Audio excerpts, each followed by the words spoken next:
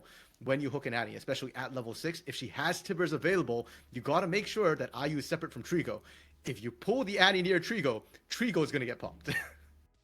Yeah, no, exactly. I mean, if you're going to pull like that, you've got to chain your CC just exceptionally, right? With the yoink, then the knock up, then into the silence, right? That's got to be how long you could do that, because if you pull JoJo in, like you said, it's a point and click stun. That's what the shield is for. The shield is to stack up those combo points, right? It's to get you closer to that fourth one. That's all that thing is doing, realistically.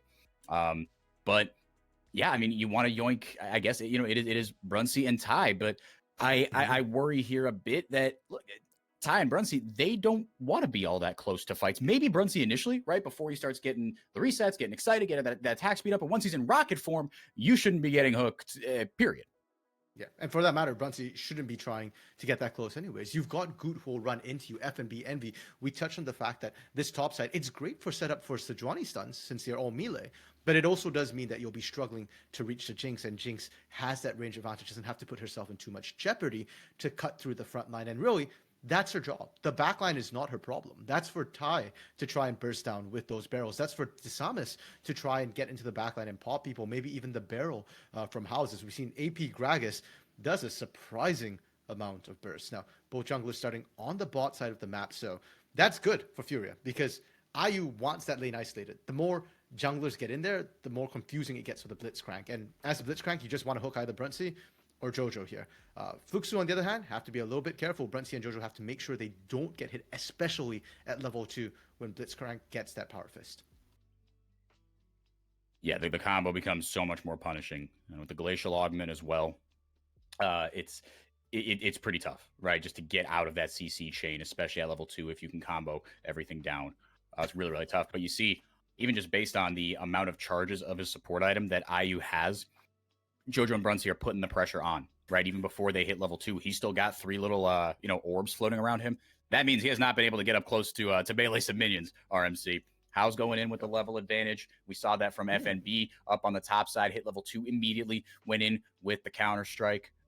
So trading blows here are both the solo laners. I'm look. There's another look for Fluxo, and I'm happy about it, man. Especially again, we talked about Ty's champion pool. This dude has been the butt of so many jokes. Some maybe justified, some I think maybe a little too far. It's easy to dogpile on someone when they're on a bad team or when they're playing a completely different role. Like Ty was relegated. That feels like a fever dream, dude. Like the fact that Ty was a jungler for a hot sec. That just anyway. His redemption arc has been phenomenal. His champion pool has been great. Again, it's just so many looks that this team can show, and I've never been more excited to, as was said in the chat there. I think it was Sonot7 dropped that in there. Or no, that was the Scion God, excuse me. But Sonot7, I appreciate you shouting out my Pistons hat. Go Pistons. That I've never been more excited to see a Jinx Aphelios meta. I don't know if I'd agree with that, but I can appreciate. I think it's more because I'll put it this way. I'm not upset that we're in a Jinx Aphelios meta because the rest of the meta around it is shifting in a fun way, and these two teams as well can show a bunch of different looks. Okay, that's really fair, and I will agree with that as well. And part of it, I guess, is also that we haven't seen Jinx and Aphelios in a while, so it doesn't feel stale. I'm just worried about that sort of Jinx. Yeah, give it a few weeks. Meta. Envy? How's going in immediately with the belly bop, long range stun, lands on a JoJo, but it just took a little too long to land. How's maybe with not that much mana wouldn't be able to follow up, but the Samus had everything rip roaring to go here. Man, Goot, gonna take that recall right in the brush there. As is JoJo to Samus, able to double scuttle off the back of these little skirmishes. Yeah, and Goot kind of low off clearing his camps there, was not able to 1v1 deal with the Wukong, and we've seen the permashove come in from House as well in that mid lane. He's out of mana, but it's because he's been pressuring Envy, making sure Envy doesn't have a chance to roam. And speaking of both these mid laners, for what's interesting about these two teams is generally in CBLOL, AD carries do the most damage. In fact, most leagues, AD carries do the most damage. But for both these teams, the highest damage dealers on their team are actually their mid laners. House kind of expected. He was the hottest mid laner in the offseason, fielding a ton of offers, and finally decided to settle here with Fluxo, which, by the way, great choice as it turns out here. But Envy for Furia. I still remember back in 2021, was not a fan of this guy. In 2022, he starts popping off as a monster. And once again, in Furia's ups and downs, we talk about FNB as the big carry. But if FNB is the ceiling, Envy is sort of the skill floor. Not that he's the worst of the team, but that he's the one propping them up, making sure that when everything's going to crap, he is still performing. He still gives them a chance to get into things. And I think it says a lot that he's got the highest DPM, highest damage percentage on this team, because it means that more often than not, Furia's been hitting that skill floor than the skill ceiling.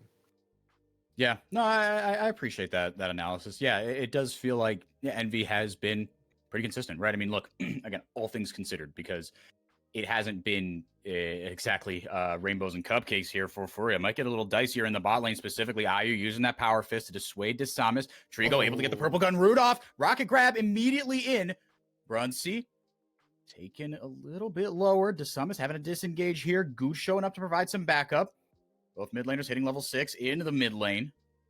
House and Envy just going to beat each other over the head with their respective objects, call it a day. But Goot first to the dragon. Neither team wanted to pull the trigger just yet, though. Envy has the explosive cast. Going to use that on Desamis, but flashes away. You will take that as exactly what he wanted to do. He wanted to kill or the flash, and he got one of them. House getting taken low here. Has to go right back in here. He doesn't have an explosive either. Envy in. First blood for the Furia mid laner. The chaos begins here 4x4, and we said before, chaos favors Furia. That's why the Blitzcrank pick is good. That's why the Silas pick is good here. And FNB physically walking down from that top side. Yes, GP can send the ultimate. It's global. Ty did, and frankly, I barely noticed it because he's not skilled up yet. This GP needs time to come online. Furia, despite getting the win on that bot side, despite having more numbers, are opting not to go for that dragon. And I love how responsive both teams are. Look at everybody kind of roaming up here. The problem is just FNB hits there a little bit faster. Furia has the bigger numbers, a little bit quicker. And Fluxo, they make the right choice disengaging because Trigo was his way up. If Fluxo stay around, it's just sunk cost fallacy. They lose more and more and more. They cut their losses. It's the right macro decision, which is what we expect from this clean macro team. Down only 1,000 off that. And it really is pretty much just coming off that kill. No crazy CS discrepancies, maybe in the top lane. But again, like you said, Ty able to exert some influence over other sides, over other parts of the map. I'm excited for Ayu to potentially have some Ignar-esque plays. I think Ignar used this exact skin at Worlds 2017. It's like burned into my head. But yeah, just hooking people over the wall. Blitzcrank is so much fun. Yeah, we've seen a lot of wacky stuff in CBLOL Academy. Obviously, Ayu has been kind of the king of that, but Master Yi mid was played a couple weeks ago as well. I'm excited to get more into Academy this year. It's making me a lot more excited. There goes the explosive cask immediately. Envy having to abscond out of there. Jojo looking for that point and click stun. Barrel goes out again. Ayu looking for a hook. Again, it's not just about landing the hook. You've got to land it on specific targets. Otherwise, you int your team. Yeah, and to be fair, at this point in the game, I do feel like almost anybody you grab is kind of fair game, with the exception of the Samus because of that Cyclone. Anybody else, even if you grab House at this point, I think it's okay, especially if House does burn the explosive cask early to try and make things happen. Far more interesting to me 4x4 is also where we're seeing the ganks going, right? Normally in the current meta, we see a lot of attention spent into the bot lane, but we already said it, for both these teams, their mid laners are the big damage dealers, and it's showing. Both teams recognize that. And the ganks, 3-man, 4-man ganks in the mid lane repeatedly. Envy and House aren't getting to enjoy a 1v1. And while all this is happening, Trigo and Brunsey are matching up 1v1, and they are getting to just skill up for free, farm things up. And we said before, Jinx does one thing. She does it really well, but it's all about scaling and team fight. Aphelios depends on his guns, and we're seeing Trigo on this champion right now actually pulling out the Jinx. There is a bit of a CS advantage forming, and that's a 1v1. That is not from ganks. That is not from supports.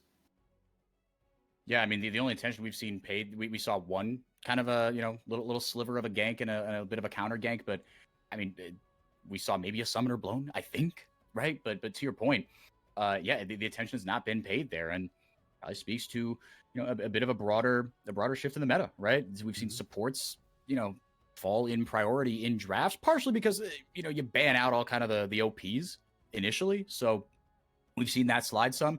And Ayu with the support 4-5, support R5. That's absolutely chef's kiss. Beautiful stuff there. Herald is in Goot's hands, so that's not going to be a part of this dive. Summit will be. Tage is trying to get damage down in immediately. Counter-strike out. FNB trying to get the outplay here, but it all works out. He did his darndest. Ty takes a couple tower shots. And on the other side, Goot does respond by taking the dragon, but a kill goes over to Fluxo. They're looking for the dive onto this bot side. Jojo is level 6, has Pyromania available as well. This is risky if Fury want to brute force it here. Yeah, let's see. Look, if nothing else, they're going to get a lot of gold out of this. And they will take that. Bam. 2 plates go over to 3 members. I'm waiting for the big rocket grab, man. But again, he is cognizant of the fact that it's not just a free win, even though it is more forgiving in the early game, like you were saying. Actually, now that I think about it, I'm a little surprised he didn't pull the trigger kind of right when that Herald went down. Yeah, they had Envy actually rotating down as well. He left lane, missed about half a wave because of it, due to just crashing against the minions. So the play was all set up there, and it was kind of risky in a 3v2 dive against an Annie. But I feel like if Envy's down there, especially with that hijack up and available, you can take Tibbers for yourself, and that dive becomes so much easier here. But Furia playing a little bit respectfully, and I don't know if it's actually deserved at this point in the game just yet here. You have your strength, you have your power spike. Furia need to abuse it. Yeah, and you're pulling in, right? You're not going in. This isn't a Nautilus or a Leona or a Rakan, right? And you knew where Desamas was, too, on the top side, right? So you had kind of ample vision, but not opting to pull the trigger, playing it safe. To be fair, look, Furia, they're up 2,000 gold. Another good stolen explosive cast. House, he's just on the wrong side of the lane. It looked so good. I thought that was going to be home free for House. But if nothing else, he's going to lead him on a bit of a wild goose chase. Q, the Benny Hill music. Goo goes in with the Glacial Prison, and now Desamas, maybe too little too late here. FNB, boink, gets to a teammate, and going back in, trying to provide some help, but will he be the sacrificial lamb? Desamas flashing away, but he gets jumped on. House eventually goes down, Envy chased him into his jungle, and Furia coming up trumps here, the lead now up to almost 3,000. And this 4x4 is why I struggle with Furia as a team. They're ganks across the board were so incredibly clean. They were pulling off 2 plays simultaneously there. Trigo into the mid lane. How often do you see an 80 carry ganking a lane here? And it's not like Trigo already took down the bot out of turret and that was a rotation. No, that was a straight up gank. Trigo walked mid, gets the kill, walks back down to continue pushing the bot side, and Goot just immediately going for the top side. And I think it caught Fluxo a little bit off guard that they made plays in 2 simultaneous locations there. I don't think they were quite ready and prepared for it. FNB starting this one out by baiting out a lot of damage here, but the immediate follow-up is really good, and it's set up. They don't have to force anything here. They're waiting for Goot. Desamas probably should have just disengaged at this point, but this is why we keep talking about FNB as well. His mechanics are really good. He baited in. Man. He had that flash. It was up and available all the way to the end there, and Desamas thinking, FNB's so low. He's so low. Yeah, he is, but he's also a CBLOL top laner, and you know what those guys can do. And another thing in that fight that I just noticed, I mean, right, FNB on a dive like that so low, you've got to be very intentional about not, like, when the aggro is getting juggled, not, kind of needlessly whacking your opponent and drawing that tower aggro. Just like a bunch of things going through FNB's mind, right, and able to execute that play really, really cleanly. And you see here the turret plate in gold, 8 plates to 4, straight up doubling up 1,400 in the early game, and the lead up to 4,000 now. Furia firmly in control. And what a renaissance for this team. Hold that thought. House in trouble in his own jungle here as Envy and Goot continue to keep their feet on the gas for this squad. I mean, this is... I love to see this, right? And I told you off air before we hopped on, I was like, dude, I was all the way on the Furia bandwagon until last week. I still think they look a lot better, right? And it's tough to... Again, correlation, causation, Redbird leaving, whatever. Look, but something has been different here. And I'm glad that this is a thing, because we've seen Furia's ceiling, right? This is basically the same team as the regular season wins machine from last split. They made a couple changes, but you still got that memory in your head of Super Furia, right? As they are immediately just going in here onto Brunsey, try to pick the AD carry isolated here, taking the intelligent plays here. Brunsey not able to do much with that noon quiver, man. No, Brunsey Jinx is known for 2-item power spike, right? And I'd argue in the current meta, maybe even 3-item power spike, because your second item, you've got to make a decision between, Zeal plus a full item Yeah. or, just IE. And you really do need that Zeal. So let's call it 2.5-item power spike. He tickles Envy. Envy was just walking away, taking that back massage from what was supposed to be rockets. No, man, they don't pack that much of a punch at this point. And Furia, they're so incredibly ahead, as you mentioned, that despite kind of messing up a little bit, they're still in a good position. Herald is up and available, and I like what they're doing here. They're trying to take that mid lane turret first before they go for that Herald, try and maximize. It stands, but 51 health, that's one auto. Jojo? Ooh, Jojo able to dodge out the hook from Ayu. Now he's got no mana, return stun with the Tibbers. And they're taking very, very low here. Trigo just trying to rain the damage in. Gets it with the green gun Gale Force combo. Those rockets hitting a little harder, RMC, but not hard enough. Uh-oh.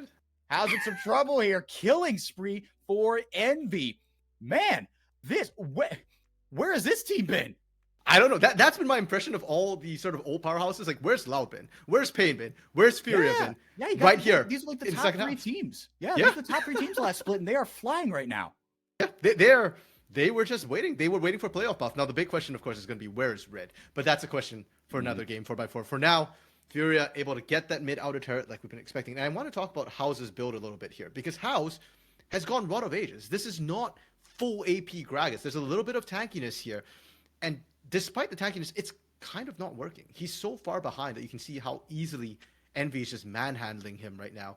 And you don't have the kill threat. At no point is Envy worried about dying. So these longer lanes are just not safe for House. He's not tanky enough to survive, and he's not damaging enough to burst. So for Fluxo, no one is really safe to split push. If House can go down, Tai can go down.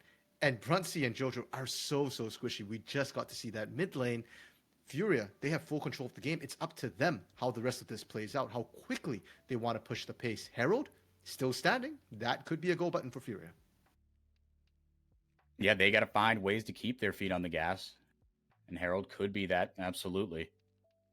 But you got side lane threat in two spots now, right? If nothing else, Silas you don't traditionally think of as a, capital S, capital L side laner. But look, you've got Unleashed Teleport, and you can 1v1 just about anyone. Like you said, that's the thing, right? You can put him in the side lane, because who the hell's going to kill him?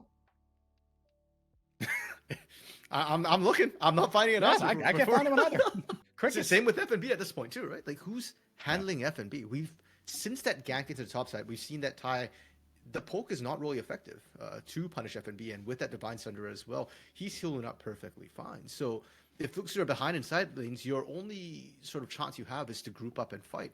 But then you look at the Silas, you look at the Sejuani, and you think, do I really want to fight this? And if we group up as 5, don't forget Ayu is still there on this Blitzcrank. We've not seen the critical hook, but when you start grouping up, the odds of that hook landing go up as well. Yep, and just playing around those minions, waiting for that to whittle down right under these towers. That's where he's going to shine, right? And I like also the, because, a good friend of mine is a Blitzcrank main. And, oh boy, we've seen this movie a couple times. Envy, I like holding on to that, though. He probably could have killed House in isolation there, even with FNB around, but that Explosive Cask, such a valuable ultimate. Hold on to that for now. You got what you came for. A good disciplined play here from Furia. But on the Blitzcrank point, I like we haven't seen the critical hook yet, but Ayu has also just been kind of, flash power fist in, right? And then wherever they walk, bam, there's your opportunity for the follow-up CC. Don't rely on the skill shot when you don't have to. Yeah, and we joke sometimes about like zoning ultimates or zoning skill shots. Yeah. But really, for Blitzcrank, the threat of a hook is oftentimes more dangerous. Yeah. No, it's a death sentence. Yeah. Oh, Bruncy had to flash away or put down the chompers, but Ayu guy's a menace, and that's so tilting. Yeah, and again, because he doesn't throw the hook, right? That's why Bruncy has to flash, because at any given time, if the power fist lands, you're dead. Heck, if you even begin to see that rocket grab come out, you're flashed, because if you get hooked, you're dead to rights immediately as well. And that's what we're talking about here. And that's terrifying for Fluxo, because if your immobile AD carry has to burn sums like that, you're not in good shape. Tai getting caught. Tai, in some trouble here. Envy, he threw down that explosive gas. Yes! One more auto will do it. Shrigo from downtown. Steph Curry with the green gun shot. The Chakrams circle back for him for another kill. 7,000 gold is your lead now. That top tier 2 hanging on by a thread, but it is as good as dead. Yeah, Fluxo can't fight around this turret. It is effectively a non-entity there, and if you think it's keeping you safe, you're going to get dove. We are past the 20-minute marks 4x4, and Baron is up and available. FNB split pushing away on this bot side with teleport. Fluxo, they're not sending anyone to answer. Heck, they cancel backs. FNB just gets free push right now, and Fluxo have to do this because of the threat of Baron, because Furia is so far ahead. If they lose Baron, it's pretty much lights out for Fluxo. Yeah, the objective bounties might be the only thing that could save Fluxo right now. Maybe if IU gets a hook onto the wrong target, if JoJo gets a big ultimate. But right now, yeah, with FNB, they send no one to answer down there. IU looking for a critical hook here around the Baron. Goot going up and face checking. FNB has come back with a Spirit Shogun. Here comes the TP. House trying to buy his team some time, but he gets locked up and he goes down. It's a 5v4 now. JoJo doesn't get anybody. When Timber's down, and that is the go button for IU. Hooks the little girl in, and now Fluxo with the summits, actually getting there onto Trigo. That is huge. That is absolutely massive. A shutdown there as well for DeSummis, but that will be all she wrote. Able to go over to the Baron, scot-free more or less, is Furia. It's huge for Fluxo to be able to kill on that Trigo. It's a giant leap for them, but it's a tiny step for Furia. Furia don't care. FNB and Envy have more than a damage. They're going to be able to pick up the Baron as well, and they're going to be able to shove. The 1-3-1 split push was already so devastating for Furia. That was without a Baron buff. Now, what are Fluxo going to do onto this push? We are into the replay here, and the start of this fight is just really, really simple. It's Fluxo overextending. It's not necessarily about the IU speeding up, landing the grab or anything. It's just Fluxo is not allowed to be that far up here without vision, without control, especially when you know Baron's on the table. And the moment House goes down as well, we said before, this is the big carrier of the team. If he's dead, what you gonna do? I didn't even see Bruntsea drop. And frankly, I didn't see the damage Bruntsea put out anyways. So it doesn't really matter. It's all about House here.